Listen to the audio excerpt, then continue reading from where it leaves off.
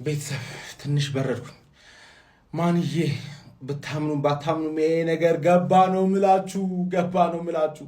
ጠላት ተስፋ እንዲቆርጥ አንፈልግም። ለበርንሌ መቋጠር አለበት ገባ። ምክንያቱም ማይችል አርሰናል ነው እኮ ዛሬ ያየነው ገባ አይደለ? ግን በውስጥ አዋቂነት ማን ነው አባቴ የ22 ዓመት ጉዞ ተሳካልን።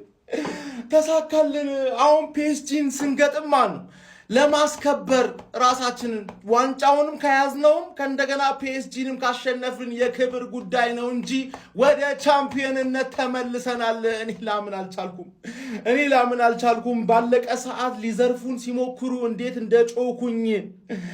እንደጮኩኝ ሰንደርላንድ ውልቭስ ትዝ ያለኝ ማን ነው።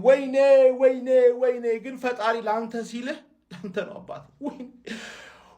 በርሊን ስናሸንፍ እኔ ስሜቴን መቆጣጠር ምችላል አይመስለኝም። በቃ ጭንቀቱ ስለነበር ነው እስካሁን እየጮኩ ቪዲዮ የሰራሁት። አሁን ግን አባቴ እንኳን ደስ አላችሁ።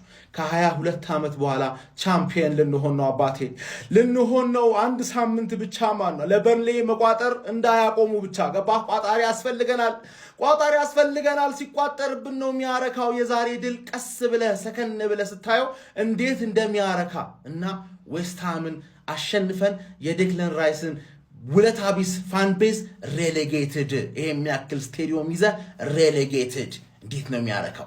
ጠላት ስለ ዳኛ ለአመታት ያወራል ገባር። ግን ለአመታት እንዳታወራ የሚቀጥለው ሲዝንስ ያለ ዳኛ እንዳልበላው እሱን ስጋ